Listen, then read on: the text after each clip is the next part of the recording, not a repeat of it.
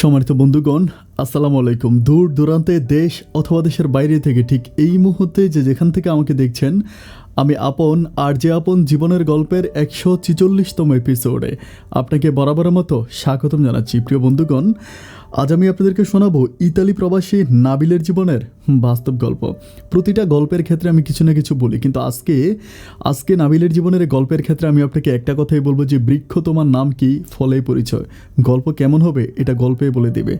আমি শুধু আপনাদেরকে একটা জিনিসের রিকোয়েস্ট করবো, গল্পটা শুরু থেকে শেষ পর্যন্ত শোনার জন্য বিরক্ত না হয়, কারণ এই গল্প আজকে আপনাকে কোত্থেকে কোথায় নিয়ে যাবে এটা আপনি কখনো স্বপ্নও চিন্তা করতে পারবেন না।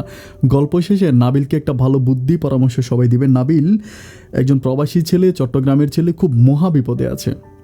আমি ঠিক আমার মতো করে একটা সিদ্ধান্ত আমি থেকে দিয়েছি। তারপরে উনি বলেছে যে গল্পটা প্রচার করার জন্য আপনারা সবাই গল্পটা খুব মনোযোগ দিয়ে শুনবেন এবং গল্প শেষে যে যার মতো করে একটা মন্তব্য নাবিলকে করে যাবেন, যেন আপনাদের অ্যাডভাইসগুলো পেয়ে নাবিল যেন তার যেন সঠিক সিদ্ধান্তটা নিতে পারে।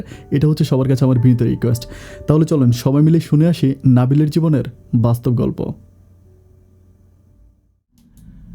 সম্মানিত বন্ধুগণ, আসসালামু আলাইকুম রহমতুল্লাহি ওবারাকাতু। আমার নাম নাবিল হাসান। আমার বাড়ি চট্টগ্রাম শহরের অদূরে কোনো এক অজপাড়া গায়ে। প্রিয় বন্ধুগণ, আমার জীবনের গল্পটা শুরু করার শুরুতেই আমি আপনাদেরকে আমার পরিবারের ব্যাপারে জানিয়ে রাখি। আমার পরিবারে আমি আছি, আমার বাবা আছে, মা আছে, এছাড়া আছে আমার ছোট দুইটা বোন। আমরা টোটাল 2 বোন 1 ভাই। আমাদের পরিবারটা একটা মধ্যবিত্ত পরিবার। আমার বাবা আমাদের এলাকার একজন পশু ডাক্তার। বাবা হাঁস, মুরগি, গরু, ছাগলের চিকিৎসা করে যে টাকা উপার্জন করে, সে টাকা দিয়ে আমাদের সংসারটা দিব্য অনেক ভালোই চলে। আমি আমার জীবনের গল্পটা আমার কলেজ জীবন থেকে শুরু করি। আমি চট্টগ্রামেরই কোনো একটা কলেজে পড়াশোনা করতাম। আমি পড়াশোনার প্রতি মোটামুটি মিডল ক্লাসের একজন স্টুডেন্ট ছিলাম। যাই হোক, এইভাবে আমার দিনগুলো সামনের দিকে অতিবাহিত হচ্ছিল। আমার বাড়ির পাশে, মানে আমি ব্যাপারটা বলে রাখি, মেইন রাস্তা থেকে আমাদের বাড়ি, অ্যান্ড আমাদের বাড়ির পিছনে হচ্ছে একটা বড়লোকের বাড়ি আছে। বড়লোক বলতে তারা আসলে অনেক বেশি প্রভাবশালী। উনি হচ্ছে আমার দূর সম্পর্কের কাকা হয়। উনি হচ্ছে আমাদের লোকাল থানার একজন এসআই। তো উনি আমাদের সাথে সম্পর্কটা খুব একটা ভালো না। সম্পর্ক ভালো না হওয়ার কারণটা আমি বলে রাখি। কারণ হচ্ছে আমাদের এখান দিয়ে উনি সবসময় আমাদের বাড়ির উঠানটা ব্যবহার করে। তো এটা নিয়ে আসলে আমাদের পরিবারের মানুষগুলো একটু, মানে আমার মা, তারপর আমার ছোটো বোনগুলো বড় হয়েছে, তারা আসলে ভালোভাবে দেখে না। আমার বাবা বলেছিল যে আমরা হচ্ছে আপনাদেরকে একটু জায়গা দিয়ে দিব, আপনাদের বাড়িতে যাতায়াত করার জন্য আপনাদেরকে একটু জায়গা দিব, আপনারা ওই জায়গাটা কেনার পর আপনি এটা ওয়াল করে আপনারা ওখান দিয়ে হাঁটাচলা করেন। কিন্তু ওনার কথা হচ্ছে উনি বাড়ি বানাইছে, উনি সরকার থেকে রাস্তা নিবে, সরকার ওনাকে বাড়ির রাস্তা বানাই দিতে হবে। তো আমার আব্বা বলতেছে, আপনি আমার বাড়ির পিছনে বাড়ি বানাইছেন, তাহলে সরকার আপনাকে রাস্তা দিবে কীভাবে? আপনি আমার কাছ থেকে জায়গা কেনার পরে আপনি এই রাস্তা দিয়ে হাঁটবেন। কিন্তু ওনার কথা হচ্ছে যে না, উনি সরকারের কাছ থেকে জায়গা নিবে। তো উনি যেহেতু থানার একজন এসআই, তার ওনার মোটামুটি একটু ভালো প্রভাব আছে, পাওয়ার আছে, যার জন্য আমাদের সাথে ওনার ওই দ্বিধাদ্বন্দ্ব লেগে আছে। তো এইভাবে দিনগুলো কাটতে কাটতে ওনার একটা মেয়ে আছে, যার নাম হচ্ছে শিমু কিন্তু ভীষণ ভালো একটা মেয়ে, ওর বাবার মতো না, ও যথেষ্ট মিশুক একটা মেয়ে। আমাদের পরিবারে কোনো প্রবলেম হলে বা দেখা গেল ওদের বাসায় ভালো কোনো রান্না হলে ও চুরি করে সে আমার মাকে দিয়ে যায়। যথেষ্ট ভালো মনের একটা মানুষ। এক কথায় না বললেই নয় যে শিমুর মতো মেয়ে দুনিয়াতে দ্বিতীয়টা হতেই পারে না। আমার থেকে অনেক বেশি ভালো লাগে। শুধু আমার নয়, আমাদের কলেজে যতগুলো ছেলে মেয়ে আছে সবাই শিমুকে অনেক বেশি পছন্দ করে। শিমু যদিও কলেজে পড়াশোনা করে না, আমি যেই কলেজে পড়ি সেখানে একটা স্কুল আছে, ওই স্কুলে শিমু ক্লাস 10-এ পড়ে। কিন্তু স্কুলে যতগুলো ছেলে মেয়ে আছে তাদের মাঝে শিমু হচ্ছে বেস্ট। শিমুর চেহারা অনেক বেশি সুন্দর। তো আমাদের পরিবারের মাঝে এরকম আসা যাওয়া করতে করতে শিমু যে কখন আমার মায়ের মন কেড়ে নেয় এটা কেউ বলতে পারে না। আমার মা সারাদিন আমাদের বাসার ভিতরে শিমুর প্রশংসা করতে থাকে। আমার যে ছোট বোনগুলো আছে তারা অনেক বেশি জেলার্স হয়। তারা সবসময় আমার মাকে বলে যে মা, তোমার মুখে সারাদিন ওই শিমুর নামটাই পড়ে আছে কেন? আমরা কি দেখতে অসুন্দর? আমার মা বলে, তোরাও ঠিক আছিস, কিন্তু শিমুর মুখটার চেয়ে শিমুর মনটা আরও বেশি সুন্দর। তো যাই হোক, মায়ের মুখে শিমুর প্রশংসা শুনতে শুনতে আমার নিজের কাছে অনেক বেশি ভালো লাগে। কিন্তু শিমুর বাবাকে আমি বরাবরের মতো মোটেও দেখতে পারি না। আমি জানি যে মানুষটা একটা হিংস্র বাঘের চেয়েও খারাপ। অ্যান্ড আমাদের থানাতেও ওনাকে নিয়ে অনেক রকম কথাবার্তা আছে যে উনি অনেক বেশি লাইক হয় না যে অনেক রকম কাজ উনি করে, যার জন্য আমাদের এলাকার মানুষগুলো অনেকে খুব ভালো দেখতে পারে না। দেখলেই সামনে সালাম দেয়, কিন্তু পিছনে গিয়ে গালি দেয়। তো এইভাবে দিনগুলো যেতে যেতে আমার কেমন করে জানি শিমুর সাথে একটা ভালো সম্পর্ক হয়ে যায়। অ্যান্ড সম্পর্কটা কিন্তু কোনো প্রেম ভালোবাসার সম্পর্ক প্রথম দিকে ছিল শুধুমাত্র এলাকার মেয়ে হিসাবে তার সাথে আমি খুব ডিপলি কথা বলতাম। এভাবে কথা বলতে বলতে আমি জানি না কীভাবে শিমুর সাথে আমার একটা প্রেমের সম্পর্ক হয়ে যায়। সম্পর্কটা এতটাই গভীর হয়ে যায় যে আমি একটা মুহূর্ত শিমুর সাথে কথা না বলতে থাকতে পারি না। আমার কাছে মনে হয় যে সারা পৃথিবী একদিকে, শিমু একদিকে। শিমু তখন মাত্র ক্লাস 10-এ পড়ে, আর আমি হচ্ছে আমাদের ওখানকার হচ্ছে কলেজে পড়ি। তো শিমুর বাবা যদি কোনোভাবে ব্যাপারটা জানতে পারে তাহলে কিন্তু 2 টুকরা করে ফেলবে। অ্যান্ড শিমুর হচ্ছে একটা বড় ভাই আছে যার নাম হচ্ছে রাশেদ ভাই। তো ওর বড় ভাইটাও মানে হচ্ছে ওর বাবার মতোই, মানে বরাবর মতো ওর বাবার মতো একটু ঘাটতারা টাইপের। শুধু ওদের পরিবারে একমাত্র শিমু আছে যে কিনা খুব সফট মনের মানুষ, মানে যথেষ্ট সফট। তো যাই হোক, এইভাবে আমার শিমুর সাথে সম্পর্ক হয়। আমি কিছু ব্যাপার বলে রাখি, আমার কিছু স্পেশাল সময় আছে, মানে স্পেশাল কিছু ভালো লাগা মুহূর্ত আছে যেগুলো আমি শিমুর সাথে কাটিয়েছি, যেটা আমি আসলে না বললেই নয়। কারণ যেহেতু আমাদের পাশাপাশি বাড়ি ছিল, অনেক সময় দেখা যায় রাতের বেলায় বৃষ্টি হয়। রাতের বেলায় যখন বৃষ্টি হয় তখন আমার মনটা অনেক বেশি উদাও হয়ে যায়। আমার ইচ্ছা করে যে আমি শিমুর সাথে বৃষ্টিতে ভিজবো। ওই সময় যখন আমি শিমুর জানালায় গিয়ে ঠকঠক করে শব্দ করতাম, শিমু তখন দরজা মানে জানালা খুলতো। অ্যান্ড তখন আমি বলতাম যে চলো না বৃষ্টিতে ভিজবো। ও যদিও একটু রাগ করতো, তারপরেও আমার মন রক্ষার্থে, আমার মনের খুশিতে সে তখন ঘর থেকে বেরোয় আমার সাথে বৃষ্টিতে ভিজতো। এভাবে আমাদের সম্পর্কটা খুব গভীর হয়ে যাচ্ছিল। একদিন আমরা যখন রাতের বেলায় বাইরে, সেদিন হচ্ছে চন্দ্রিমা রাত ছিল, ও আর আমি বাইরে দাঁড়িয়ে দাঁড়িয়ে কথা বলতেছিলাম। দৃশ্যটা ওর বাবা দেখতে, মানে ওর হচ্ছে ভাইয়া দেখতে পায়, শিমুর ভাইয়া দেখতে পায়। যখন দেখতে পাওয়ার পরে তখন শিমুর ভাই ব্যাপারটা হচ্ছে ওর বাবার কাছে গিয়ে জানায়। ওর বাবার কাছে জানানোর পরে ওর বাবা তখন মানে প্রথম দিকে খুব বেশি রেগে যায়, মানে আমাদের বাড়িতে এসে আমার বাবাকে গালাগালি করে, আমাদেরকে প্রচুর পরিমাণ মানে গালাগালি করতে থাকে। তো আমাকে বলে যে থানায় ধরে দিব, মানে এই করব সেই করব, বিভিন্ন রকমের কথাবার্তা বলে। তো বলে যাই হোক, এরপরে আমার বাবা আমাকে বুঝায় যে দেখ, ও আসলে ভালো মানুষ না, ওর মেয়ের সাথে কথা বলিস না। কিন্তু একটা ব্যাপার আমার তখন অনেক বেশি অবাক লাগে। আমার মা বলে ওর বাপ যেমনই হোক, ওর মা তো ভালো আর ওই মেয়েটাও তো ভালো, ও শিমুর মাও কিন্তু খুব ভালো ছিল। তো বলে শিমুর মাও ভালো, শিমুও ভালো, ওর বাপকে দিয়ে কী হবে, তোর মেয়ের সাথে কথা বলবি। মানে আমার মায়ের একটা ইচ্ছে কি যে আমি শিমুকে বিয়ে করব, মানে এটা আমার মা চায় আর কি, মন থেকে চায় আমার মা, এটা আমার মা চায়, এটা আমি বুঝতে পারি। তো যাই হোক, এরপরে এভাবে দিনগুলো কাটতেছে। তখন কিন্তু শিমুর বাবার সাথে আমাদের দ্বন্দ্বটা মানে একেবারে মানে তেলে বেগুনে জ্বলার মতো অবস্থা, খুব খারাপ অবস্থা। শিমুর বাবা আমাকে দেখতে পারে না, আমিও তাকে দেখতে পারি না। তো শিমুর সাথে তখন আর আমার আগের মতো দেখা হয় না, দূরে দূরে থাকা হয়। তো এইভাবে যেতে যেতে একদিন রাতের বেলা হয় কি, শিমুর প্রচণ্ড রকম জ্বর হয়, মানে খুব বেশি জ্বর হয়। আমাকে মানে সন্ধ্যার দিকে আমাকে বলে যে নাবিল, আমার খুব জ্বর, আমার মানে অনেক খারাপ লাগতেছে। তো তার কাছে একটা মোবাইল ফোন থাকে। রাত তখন আনুমানিক প্রায় 12:30টার দিকে ও আমাকে কল দিয়ে বলতেছে যে নাবিল, আমি তো মাথাটা নাড়িতে পারতেছি না, আমার প্রচণ্ড রকম মাথা ব্যথা করতেছে। আমি বললাম তো ঠিক আছে, তোমার মাকে ফোন করো না, তোমার মা কই, তোমার মাকে ডাক দাও। পরে বলে মা তো বাবার সাথে ঘুমিয়ে আছে, মায়ের শরীরটাও ভালো না, তুমি কি আমার মাথায় একটু মানে মলম মেসেজ করে দিবা, আমাকে বলে। আমি তখন বললাম যে মানে তোমার বাবা তো এমনি একটা দ্বন্দ্ব আমাদের সাথে লেগে আছে, এখন যদি ধরো আমি মানে ওইখানে তোমাদের ঘরে যাই তাহলে তো প্রবলেম হয়ে যাবে। আমাকে বলে দুর্বোকা, কিসের প্রবলেম হবে, কিচ্ছু হবে না, তুমি একটা কাজ করো প্লিজ, তুমি আসো না, আমাকে এভাবে বলে। আমি তখন বলি যে আচ্ছা ঠিক আছে, কোনো প্রবলেম নেই, কিন্তু কোন দিক দিয়ে আসবো? ও বলে পিছনের দরজা দিয়ে চলে আসো। তাই আমি বললাম যে পিছনের দরজা দিয়ে কেন? ও বলে যে আমাদের এখানে, ও বলে যে আমি আমার ঘরে থাকবো না, ঘরের থেকে একটু বাইরে যাব। ও বাইরে ওদের লাইক হচ্ছে একটা ব্যালকনির মতো আছে, এটা কিন্তু সবসময় খোলাই থাকে ওই ব্যালকনির গেটটা। তো বলে যে ওই ব্যালকনির গেট দিয়ে তুমি আসো, তারপর আমি ওইখানে বসবো, তোমাকে একটু মাথায় মেসেজ করে দিবা।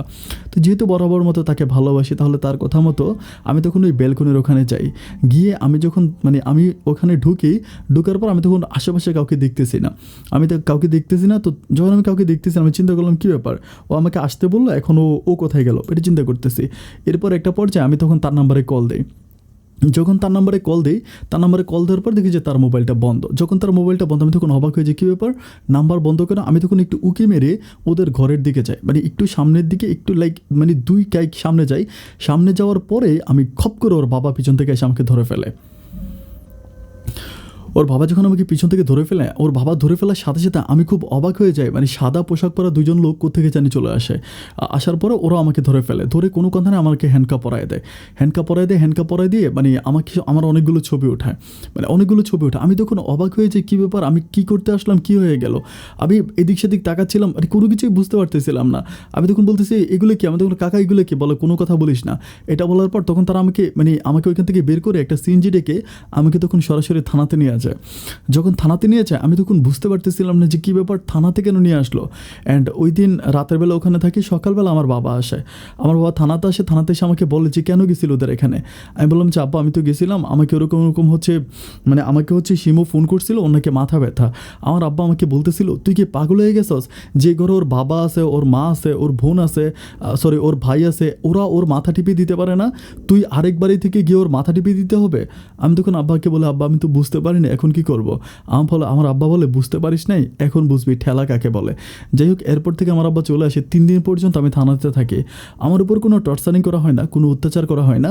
অ্যান্ড 3 দিন পর আমি যেটা জানতে পারি আমার নামে নাকি চুরি এবং অস্ত্র মানে মার্ডার করতে গেছিলাম ওরকম একটা মামলা দিয়ে দেয়, যে আমি নাকি শিমুর বাপকে মার্ডার করতে গেছিলাম, আমার হাতে অস্ত্র পাইছে। অ্যান্ড আমি তখন অবাক হয়ে যে আমার কাছে কোনো অস্ত্র টস্ত্র কিছুই ছিল না, উনি আমার নামে একটা অস্ত্র মামলা দিয়ে দেয়। অস্ত্র মামলা দিয়ে আমাকে তখন থানা থেকে চালান করে দিবে। তো আমার তো যদি আমাকে থানা থেকে এভাবে অস্ত্র মামলা দিয়ে চালান করে দেয়, পত্রিকায় ছবি আসবে, আমার সব কিছুই শেষ হয়ে যাবে। তো আমি তখন আমার মা আমাকে দেখতে আসে, আমি মায়ের কাছে খুব কান্নাকাটি করে আমি বলি মা তুমি একটা ব্যবস্থা করো না, যে এখন আমি কী করতে পারি, আমি তো মহা বিপদে পড়ে গেছি। আর শিমু তো তখন মা বলে যে শিমু কই, শিমু কিন্তু ওদের বাড়িতেও নাই, মানে শিমুকে যে কোথায় নিয়ে গেছে ওর বাবা তার কোনো ঠিকই নাই। আমি তখন কিছুই বুঝতে পারতেছি না যে ওর বাবা আমার সাথে এত বড় প্ল্যানিং করলো। আমার তখন শিমুর উপরেও খুব রাগ লাগে। আমি চিন্তা করি এটা মাঝে শিমু জড়িত আছে, কারণ শিমু যদি জড়িত নাই থাকবে কেন ওই রাতে হঠাৎ করে ওর বাবা আমাকে ধরে ফেলবে। তো ব্যাপারটা আমার মাথায় গোরপা খেতে থাকে। এভাবে যেতে যেতে একটা পর্যায়ে আমার বাবা তখন আমাদের এলাকার চেয়ারম্যান মেম্বারদের সাথে কথা বলে। তারা যখন শিমুর বাবার সাথে কথা বলে, শিমুর বাবা কোনোভাবে ওই চেয়ারম্যান মেম্বারের কথা শোনে না। এরপর আমার আব্বাকে শিমুর বাবার সাথে গোপনে দেখা করতে বলে। শিমুর আব্বার সাথে যখন আমার আব্বা গোপনে দেখা করে, তখন শিমুর আব্বা আমার আব্বাকে প্রস্তাব করে আমাদের বাড়ির অর্ধেক পরিমাণ জায়গা ওনার নামে লিখে দিতে হবে। তো এটা যখন অনেকে বলে তখন আমার আমি তো কথাগুলো পরে জানতে পারি, ওই সময় না, আমি তো ওই সময় থানাতেই থাকি। পরে আমার আব্বা চেষ্টা করে যে না দিবে না। আব্বা যখন চেয়ারম্যান মেম্বার থেকে শুরু করে এমপি যত রকমের উপরে পর্যায়ে লোক আছে সবার কাছে যায়, কিন্তু কেউ আমার বাবাকে সাহায্য করে না, কেউ আমার আব্বাকে সহযোগিতা করে না। একটা পর্যায়ে সবাই আমার আব্বাকে উল্টা ধমক দেয় যে আপনার ছেলেটার নামে এখন মার্ডার মামলা হয়ে যাবে, অ্যান্ড ও ম্যাক্সিমাম 12 বছর জেল খাটতে হবে। তো আমার আব্বা তখন ওর শিমুর আব্বার হাতে পায়ে ধরে খুব কান্নাকাটি করে আমাদের জায়গাটার 3 ভাগের 1 ভাগ শিমুর বাবার নামে একদম ফ্রিতে লিখে দেয়। অ্যান্ড লিখে দেওয়ার পরে তখন আমাকে শিমুর আব্বা থানা থেকে ছুটে আনে। যখন আমাকে থানা থেকে ছুটে আনে, তখন আনার পরে আমার আব্বা তখন আমাকে নিয়ে খুব বিপাকে পড়ে যায়। আমি তখন আমি বুঝতে পারতেছি না, শিমু কিন্তু বাড়িতেও নাই, শিমু ওদের বাড়িতেও নাই। আমি তখন খুব কান্নাকাটি করতেছি, কী ব্যাপার আমাকে আমি কোনো কিছুই বুঝতে পারতেছি না। তখন আমার আব্বা আম্মা মিলে খুব টেনশনে পড়ে যায়। টেনশনে পড়ে গিয়ে তখন হচ্ছে আমার একটা মামা থাকে, দূর সম্পর্কের মামা, উনি ওমানে থাকে। আমার 2 সম্পর্কের মামার সাথে কথা বলে আমার বাবা প্রায় 3 থেকে 3.5 মাসের ভিতরে আমার আগেই পাসপোর্ট করা থাকে। আমি হচ্ছে স্পোর্টসে খেলতাম, ওই সময় হচ্ছে আমি পাসপোর্ট বানাইছিলাম ইন্ডিয়াতে যাওয়ার জন্য। তো আমার কিন্তু ইন্ডিয়াতে যাওয়া হয় না, আমার পাসপোর্টটা আছে। তো ওই পাসপোর্টটা দিয়ে ইমিডিয়েটলি হচ্ছে ওমানের একটা ভিসা বের করে। আমার ওই দূর সম্পর্কের মামা তখন আমাকে ওমানে নিয়ে আসে। যখন ওমানে নিয়ে আসে, ওমানে আসার পর আমার তখন বারবার আমার কিন্তু ওই যে 3 মাস আমি বাড়িতে ছিলাম, 3 মাসে একটা বারের জন্য কিন্তু আমি শিমুর মুখটা দেখি নাই, এবং শিমুর নাম্বারটাও বন্ধ। আর আমার বাবা মামাকে একরকম বাড়িতে লুকিয়ে রাখছিল, কারোর সাথে ঠিকমতো কথাও বলতে দেয় নাই। তো যখন ওমানে চলে আসি, ওমানে আসার পর থেকে আমার দিনটি একটু অন্যরকম হয়ে যায়। আমি তো আসলে কোনো কাজ টাজ করতাম না বাড়িতে। এখানে ওমানে আসার পরে যারা ওমান প্রবাসী তারা হয়তো ব্যাপারগুলো জানবেন। ওমানে আসলে বাঙালি মানুষদেরকে একটু অন্যভাবে দেখা হয়, একটু ছোট নজরে দেখা হয়। এখানে আসলে প্রচুর পরিমাণে কাজ করতে হয়, তো খুব কাজ করতে হয়। বেতনের সংখ্যা বেতন খুবই কম। আমার বেতন ছিল 18,000 টাকা। আমি একটা বাগানে চাকরি করতাম। তো বাগানে চাকরি করতাম, 18,000 টাকা বেতন ছিল। ওই টাকা দিয়ে আমি কিছুই করতে পারতাম না। দেখা যায় মাস শেষে আমার কাছে 12,000 টাকাও থাকে না। তো এটা নিয়ে আমার পরিবারের সাথে কথাবার্তা বলি। তো এইভাবে কথা বলতে বলতে ওইখানকার একটা নোয়াখালীর ছেলে ওর শুনতে পাই ও নাকি অবৈধভাবে হচ্ছে ইতালিতে যাবে, এটা বলে অনেকগুলো দেশ ঘুরে অবৈধভাবে যাবে। তো আমি তখন ওরা বসে বসে কথা বলতেছে, আমার তো আসলে ওইটার মধ্যে কোনো টেনশন নাই। তো ওরা যখন বসে বসে কথা বলতে বলতে একটা পর্যায়ে আমি দেখলাম যে জায়গাটা অনেক ইজি, ওমান থেকে হচ্ছে এভাবে বোর্ডে করে নিয়ে যাবে, তারপরে এভাবে ঘুরে যাবে, বাট খুব ইজি আমার কাছে মনে হলো। তো টাকাও খুব কম, মাত্র 6 লাখ টাকা লাগবে। তো ৬ লাখ টাকা লাগবে। এখন যদি আমি আমার মাথার ভিতরে ব্যাপারটা জাগে যে আমি ইতালিতে যাবো। তো চিন্তা করতেছি, আমি যদি আমার পরিবারকে এখন বলি, আমার আব্বাকে বলি, আমার আব্বা তখন বলবে যে না, মানে আব্বা দিবে না। কিন্তু যেহেতু আমার আব্বা একটু মোটামুটি বুঝে, আমি তখন আমার আব্বাকে মানে বলতেছিলাম যে আব্বা, মানে প্লেনে যাবো। আমার চিন্তা ভাবনা হচ্ছে আমি আব্বাকে বলবো যে প্লেনে। তো আমি আব্বাকে বলি যে আব্বা, তুমি যদি আমাকে 7 লাখ টাকা দাও, 7 লাখ টাকা দিলে আমি 7 লাখ টাকা ব্যাংকে রাখবো। ব্যাংকে রাখার পরে ওই মানে ওমানের ব্যাংক থেকে আমাকে একটা মানে ব্যাংকের ডিটেলস দিবে। ওই ব্যাংকের ডিটেলসটা দেওয়ার পরে আমি তখন হচ্ছে ইতালিতে ভ্রমণ ভিসায় যাব। ভ্রমণ ভিসায় ইতালিতে গিয়ে আমি আর ইতালি থেকে আসবো না, ওইখানে কাজ করব। কারণ ওমানের অবস্থা ভালো না, ওমানের কাজ টাজ অতটা ভালো না। আমার আব্বা তখন আমাকে বলতেছে তুই কি পারবি? আমি বললাম কেন পারবো না, আর এরকম অনেকেই গেছে। এখান থেকে যদি আমি ভ্রমণ ভিসা লাগিয়ে দিই, তাহলে ভ্রমণ ভিসায় ধরো আমি ইতালিতে চলে গেলাম। আমার আব্বাকে মানে আর আব্বাকে ওইগুলো বুঝায় না, খুব সহজভাবে বুঝায়। তো একটা পর্যায়ে আমার বাবা তখন বলে ওকে ফাইন, ঠিক আছে, তোর কথা আমি মেনে নিলাম। এরপর আব্বা আমাকে অনুমতি দেয়। অনুমতি দেওয়ার পর আব্বা তখন আমার জন্য দেশ থেকে 5 লাখ টাকা পাঠায়। তো 5 লাখ টাকা পাঠায়, আব্বার কাছে আসলে ওই টাকাটাই ছিল, অবশিষ্ট টাকা ছিল না। তো 2 লাখ টাকা আমি আমার মামার কাছ থেকে, মানে আমার নানু বাড়ির আমার আপন মামা, আমার মামা কিন্তু আবার দেশে ব্যবসা বাণিজ্য করে, ভালো অবস্থা আছে। আমার এই মামার কাছ থেকে আমি তখন আরও 2 লাখ টাকা নিয়ে আসি। তো আমার তখন 7 লাখ টাকা হয়। আর 7 লাখ টাকা হওয়ার পরে আমি তখন 6 লাখ টাকা ওদেরকে দিই, ওরা আমাকে গেম দিবে, মানে ওমান থেকে গেম দিবে। তো আমাকে ওমান থেকে বোর্ডে করে ওরা মানে অনেকগুলো দেশ ঘুরিয়ে আমাকে হচ্ছে ইতালির আগে একটা দেশ থাকে, হচ্ছে ওই দেশে নিয়ে ইরাকে নিয়ে যায়। তো ইরাকে তখন যুদ্ধ হচ্ছিল, মানে যুদ্ধের অবস্থা তো খুব খারাপ অবস্থা। মানে আমার এত খারাপ লাগতেছিল, আমাকে তখন হচ্ছে হাওয়াই বোটে করে ইতালি থেকে, মানে ইরাক থেকে ইতালিতে পাঠাবে, মানে একদম হাওয়াই বোটে করে। তো বোটটা যখন হচ্ছে মাছ ধরে ভিতরে যায়, তখন হঠাৎ করে বোটটা বাস্ট হয়ে যায়। এটা প্লাস্টিকের বোট ছিল। বাস্ট হয়ে যাওয়ার পরে আমরা তখন মোটামুটি ইতালির একদম কাছাকাছি চলে আসি, মানে ইতালির বর্ডার দেখা যায় এরকম জায়গা। তো ওইখান থেকে তখন আমাদেরকে ইতালিয়ান যে থাকে, সেনাবাহিনী থাকে, তারা আমাদেরকে ধরার পরে তারা তখন মানে চিন্তা করতেছিল আমাদেরকে আবার ইয়েতে পাঠাই দিবে, ইরাক পাঠাই দিবে। তো ওইখানে 2-3 জন লোক ছিল, ওরা অন্য একটা আরব দেশের আর কি, অন্য কোনো একটা আরব দেশে ছিল। তো ওইখানে যেই মানে পুলিশগুলো ছিল, ইতালিয়ান পুলিশ, তাদের মাঝে 2-3 জন মুসলিম ছিল। তো মুসলিম থাকার পর ওই আরব দেশের লোকটা মুসলিমগুলোর কাছে রিকোয়েস্ট করলো, মানে অনুরোধ করলো যে আমাকে তোদের দেশে যাইতে দে, এভাবে বুঝাইলো। তো এখন তো আর 3-4 জনকে নিবে না, নিতে হলে সবাইকে নিবে। এরপর ওই বোর্ডে যারা ছিল সবাইকে ইতালিতে নেওয়া যায়। যাই হোক, ইতালিতে যাওয়ার পর আমাদের দিনটা একটুখানি ফিরে, ওইখানে যাওয়ার পর আমি খুব কষ্ট করে কাগজপত্রের জন্য অ্যাপ্লাই করি। কাগজপত্র হয় না, বাট চেষ্টা করি। আর এরই মাঝে আমার যে ছোটো 2টা বোন থাকে, আমি আমার ছোটো 2টা বোনকে, ছোটো 2টা বোনের মাঝে বড় বোনটাকে বিয়ে দিয়ে দিই। এবং ছোটো বোনটা তখন কলেজে পড়তো। তো ছোটো বোনটা তখন কলেজে পড়তেছে, আর বড় বোনটার বিয়ে দিয়ে দিছে। আর আমাদের যে বাড়িটা ছিল, আমাদের বাড়ির 3 ভাগের 2 ভাগ জায়গা আছে, আরেক ভাগ জায়গা পুরো দেওয়াল উঠে ওরা নিয়ে গেছে, মানে আমার কাকা বলতে শিমুর বাপি নিয়ে গেছে। তো যাই হোক, আমরা আর এই ব্যাপারগুলো নিয়ে কোনো কথা বলি না। আমার কথা হচ্ছে নিয়ে গেছে, আমার বাবা একটাই কথা বলে যে আজকে আমার কাছ থেকে এভাবে জায়গাটা নিয়ে গেল, কিন্তু রোজ হাসরের দিন ও আমার জায়গা দেওয়াই লাগবে। রোজ হাসরের দিন ও আমার জায়গায় খাইতে পারবে না। তো এইভাবে ইতালিতে আমার দিনগুলো কাটতে থাকে। তো একটা পর আমি প্রায় ইতালিতে 6 বছর মতো থাকি, 6 থেকে 7 বছরের মতো থাকি। 7 বছর পরে আমার তখন গ্রিন কার্ড হয়। আর গ্রিন কার্ড হওয়ার পরে আমি তখন চিন্তা করতেছি যে গ্রিন কার্ড যেহেতু হয়েছে, এখন আমি দেশে যাব, অ্যান্ড দেশে গিয়ে বিয়ে শাদী করবো, ওরকম একটা প্ল্যানিং। আর তখন প্রচণ্ড বয়স হয়ে গেছে, অনেক বয়স হয়ে গেছে। আচ্ছা, এর মাঝে আরেকটা ব্যাপার বলে রাখি, শিমুর কিন্তু বিয়ে হয়ে গেছে অনেক আগেই। আমি ওমানে যখন ছিলাম তখনই শিমুর বিয়ে হয়ে গেছে। আর ওই ব্যাপারটা ওখানেই শেষ হয়ে গেছে, এরপর নিয়ে এটা নিয়ে আর কোনো কথাবার্তা বলা হয়নি। আমি জানি না শিমুর দোষ ছিল কি না, কিংবা শিমু দোষী না নির্দোষী, এটা আমি আজও জানি না। তো যাই হোক, আমার যখন ইতালির গ্রিন কার্ড হয়, ইতালির গ্রিন কার্ড হওয়ার পরে তখন আমি ইতালি থেকে হচ্ছে বাংলাদেশে যাই। বাংলাদেশে বাংলাদেশে যাওয়ার পরে মোটামুটি আমাদের পরিবারটা তখন একটু মানে স্বাবলম্বী হয়ে যায়। তো আমাদের বাড়ির পিছনে একটা জায়গা থাকে, মানে আমাদের বাড়ির পিছনে এটা আরেকজনের জায়গা। তো ওই লোকের কাছ থেকে আমি অনেকটা জায়গা কিনে আমি তখন ওই আমাদের জায়গাটা বাউন্ডারি করে ফেলি। যদিও বাংলাদেশে যাওয়ার পর আমি চাচ্ছিলাম আমার ওই শিমুর বাবার নামে মামলা করার জন্য, যে মামলা করবো, আমি দেখবো যে কী হয়। তখন তো আমাদের হয়তো টাকা পয়সা ছিল না, এখন তো ভরপুর টাকা আছে, আমি টাকা দিয়ে মামলা করবো, ওরকম একটা প্ল্যানিং করি। কিন্তু আমার বাবা তখন আমাকে বলতেছে মামলা করে লাভ নাই, মামলা করে কি হবে, মামলা করার দরকার নাই। তো তখন আমি আমার আব্বার কথা মতো আর মামলা টামলা করি না। তো দিনগুলো এভাবে কাটতেছিল। আমার আব্বা মা আমার জন্য এদিক থেকে মেয়ে দেখতেছিল। তো তারা আমার জন্য মেয়ে দেখে, আসলে কি আমার ছোটোবেলা থেকে একটা ইচ্ছে ছিল যে আমার বউ হইতে হবে অনেক সুন্দর, মানে শিমু যেরকম সুন্দর ছিল, আমার চিন্তা ভাবনা হচ্ছে আমি শিমুর চেয়েও আরও অনেক ভালো সুন্দর মেয়ে বিয়ে করবো। অ্যান্ড তখন বাবা মা বিভিন্ন দিকে মেয়ে দেখতে থাকে, বাট তাদের মতো করে মেয়ে দেখে, ওরকম কোনো ভালো মেয়ে আমার জন্য পায় না যে অনেক সুন্দর, বা ওরকম কোনো মেয়ে পায় না। তো তারা যে মেয়েগুলো আমাকে দেখে ওইগুলো একটা মেয়ে আমার পছন্দ হয় না। এভাবে যেতে যেতে একটা পর্যায়ে আমার একটা বন্ধু আছে, মানে বন্ধু হচ্ছে ও চট্টগ্রাম শহরে থাকে, ও আমরা একসাথে ইতালিতে থাকতাম। তো ওর বাসায় আমাকে দাওয়াত দেয়, মানে ওর মা দাওয়াত দেয়। ওর একটা বোন থাকে, ওই বোনের নাকি গায়ে হলুদ, মানে বিয়ে না গায়ে হলুদ। তো আমাকে হচ্ছে গায়ে হলুদের দিন দাওয়াত দেয়। তো দাওয়াত দেওয়ার পরে আমি তখন ওই গায়ে হলুদের দিন ওইখানে যাই, ওদের এখানে যাই। তো চিটাগং এটা আমরা তো আসলে গ্রামে থাকি, চট্টগ্রাম গ্রামে থাকি, ওইটা শহর। তো শহরের ওইখানে যাই, আমার গায়ে হলুদের দিন আমি থাকি। গায়ে হলুদের পরের দিন মানে আমাকে আসলে আমার বন্ধু বলেছিল বিয়ে পর্যন্ত থাকার জন্য। তো গায়ে হলুদের পরের দিন আমি বাড়িতে চলে আসবো, মানে কী একটা কারণে যেন আমাকে বাড়িতে আসতে হবে। তো গায়ে হলুদের পরের দিন আমি তখন বাড়িতে চলে আসবো। তো আমাদের বাড়িতে আসার জন্য 3 নাম্বার বাসগুলোতে উঠতে হয়, মানে চট্টগ্রাম শহর থেকে 3 নাম্বার বাসে উঠতে হয়।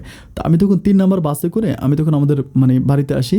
তো বাসে যখন আমি উঠি আমি দেখতে পাই আমার পাশের সিটে একটা মেয়ে বসে। তো পাশের সিটে একটা মেয়ে বসে, মেয়েটা এরকম ছিল যে চুলগুলো খুব এলোমেলো, মানে দেখতে অনেক সুন্দর ছিল কিন্তু চুলগুলো এলোমেলো, মানে কেমন যেন একটু উদাসভাবে তাকায় আছে। আর হাতের ভিতরে অনেকগুলো ব্যাগ, কেমন জানি দেখে মনে হচ্ছে তার চোখের নিচে কালি পড়ে গেছে, মানে খুবই উদাস টাইপের একটা মেয়ে, উদাস মেয়ে। তো তখন মানে আসতেছে, মানে কন্ট্রাক্টর ভাড়ার জন্য আসতেছে, ভাড়া খুঁজতেছে।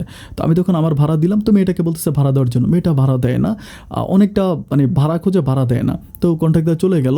কন্ট্রাক্টর চলে যাওয়ার পরে প্রায় আরও 3টে স্টপেজ পার হওয়ার পরে যখন আমরা চট্টগ্রাম থেকে বেরিয়ে গেছি, মানে চট্টগ্রাম শহর থেকে বেরিয়ে গেছি 3 নাম্বার বাসে করে, তখন ওই কন্ট্রাক্টর মেয়ের কাছে আবার ভাড়া খুঁজতে আসছে। যখন ভাড়া খুঁজতে আসছে তখন ওই মেয়েটা মানে কান্না করতেছে। তো কান্না করতেছে দেখে আমার কাছে খুব খারাপ লাগলো, কী ব্যাপার কান্না করতেছে কেন? বাসের তখন সবগুলো মানুষ মেয়েটার দিকে ফোকাস দিয়ে থাকে যে মেয়েটা কান্না করতেছে কেন। আমি তখন বলতেছি বোন কী হয়েছে, কান্না করতেছো কেন বলো?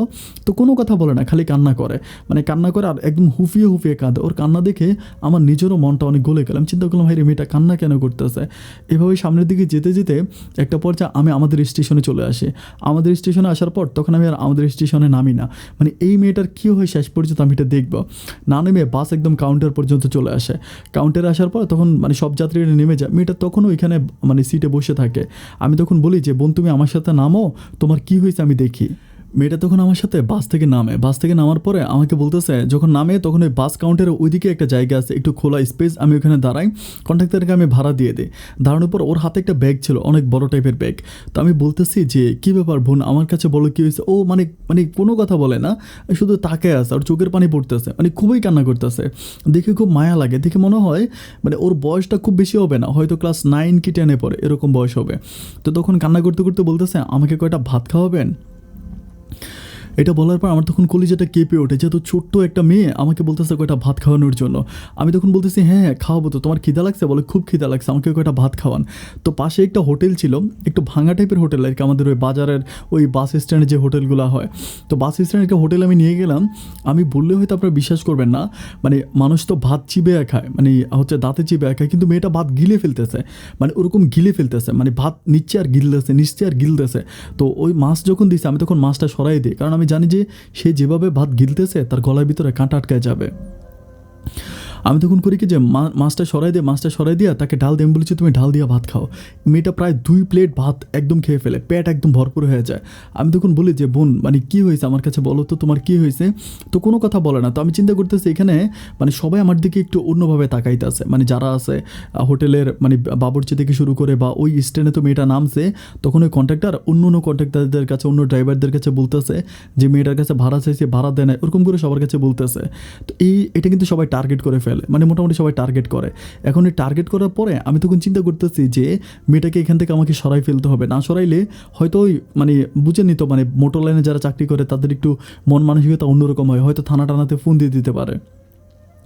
আমি তখন মেয়েটাকে বলতেছি যে বোন তুমি কিছু মনে করো না, তোমাকে একটা কথা বলি, এখানে কিন্তু সবাই আমাদেরকে টার্গেট করতেছে, তুমি যদি আমাকে বিশ্বাস করো তাহলে তুমি আমার সাথে চলো, তোমার কি হয়েছে আমি শুনবো।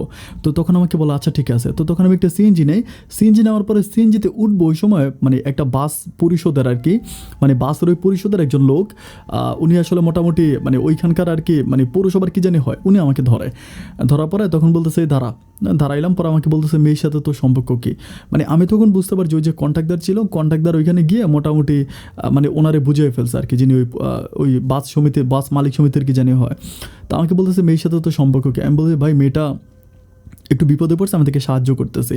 তো আমাকে বলতেছে তুই সাহায্য করার কে, মেয়েটা বাসে বিপদে পড়ছে, আমরা তাকে সাহায্য সহযোগিতা করবো, এই মেয়ে আমার সাথে আসো। এটা বলে যখন মেয়ের হাত ধরে, তখন মেয়েটার হাতটা ধরে নিয়ে চলে যাচ্ছে। তো তখন ওইখানে একটা লোক আছে, মানে ওইটাও মনে হয় অন্য কোনো বাসের হেল্পার হবে। ওই লোকটা তখন আমার বলতেছে ভাই, আরে ভাই রে, এত সুন্দর একটা মেয়ে, কবুতরের একটা মেয়ে, এখন মেয়েটারে দিব শেষ করে, এভাবে বলতেছে। আমি তখন বলি ভাই শেষ করে দিব মানে? পরে বলে ভাই ও যে খারাপের খারাপ, ওর ও ও ও কোনো মেয়ে পাইলে ছাড়ে না, এখনই মেয়েটারে নিয়ে দর্শন করবে, এটা বলে। বলার পর আমার তখন কলিজাটা মানে কেঁপে ওঠে। মানে আমার তখন মেয়েটার জন্য খুব মায়া লাগে, মানে মনের অজান্তে আমার চোখে তখন জল এসে যায়। আমি তখন পিছন পিছন যাই, ওরা তখন হচ্ছে একটা ব্রাকের ভিতরে ঢুকে, মানে ওই যে বাস স্ট্যান্ড যে ব্রাকগুলো হয় না, ওই ব্রাকের ভিতরে ঢুকার পর আমি তখন পিছন যাই। যাওয়ার পরে ওই বাস মালিক সমিতির লোকটা আমার বলতেছে, কিরে তুই আসতেছিস কেন, তোর সমস্যা কি এখানে? আমি তখন বললাম যে ভাই একটা মানে আপনাদেরকে একটা কথা বলি, কিছু মনে করেন না, মানে রাগ করেন না। তো বলে কি বলবে বল। আমি বলি মেয়েটারে তো আমি চিনি না, ঠিক আছে, মেয়েটা আমার দিয়ে দেন বা আমি তার নিয়ে যাই। তো বলে কেন, মেয়ের বাবা মাকে আমরা ফোন করবো। ঠিক আছে, আপনার মেয়ের বাবা মারে ফোন করেন। তাহলে তো আমাকে ওই মানে বাসের অন্য হেল্পারগুলো এখান থেকে সরানোর জন্য ট্রাই করতে আসে। আমার বলতেছে তুই এখান থেকে সরে যা, বা তুই থাকলে খুব প্রবলেম হয়, আমাকে সরাই দিতে চাইতেছে। তা আমি তখন চিন্তা করতেছি আমি সরে যাবো কেন, আমি সরবো না। তখন আমার ভিতরে একটা জিদ জাগে যে যত কিছু হোক আমি মেয়েটাকে এই বিপদ থেকে বাঁচাবো। মানে নিজের ভিতরে একটা অন্যরকম একটা আগুন জ্বলে ওঠে। তো আমি তখন ওখান থেকে বেরোয়ার পরে আমি আমার একটা মানে বড় ভাই থাকে আর কি আমাদের এলাকার, ওনারে ফোন করি। উনি আবার ওই ভালো রাজনীতিকর, ওনারে ফোন করে ব্যাপারটা খুলে বলি। বলার পরে উনি তখন বলে যে ঠিক আছে, বাস মালিকের যিনি মেয়েটাকে ধরছে তার কাছে দিই, মোবাইল ফোনটা তার কাছে দিই। উনি তার সাথে প্রায় 5-6 মিনিটের মতো কথা বলে। 5-6 মিনিট কী কথা বলে আমি জানি না। 5-6 মিনিট পরে তখন মোবাইলটা আবার আমার কাছে দেয়। আমার কাছে দেওয়ার পর আমার ওই এলাকার বড় ভাই আমার বলতেছে যে নাবিল, একটা কাজ কর, ওই ওনারে 10,000 টাকা দিই, মেয়েটারে নিয়ে আয়, এটা বলে। আমি তখন বলি ভাই 10,000 টাকা দিতে হবে? বলে হ্যাঁ 10,000 টাকা দিতে হবে, নাইলে ওই ওদের খাবার তুই নিয়ে আসতেছিস, তাহলে টাকা লাগবে না। তো তখন আমার কাছে টাকা থাকে, আমি তখন ওই 10,000 টাকা বের করে ওই লোকটার হাতে দিই। দেওয়ার পরে মেয়েটাকে আমাকে দিয়ে দেয়।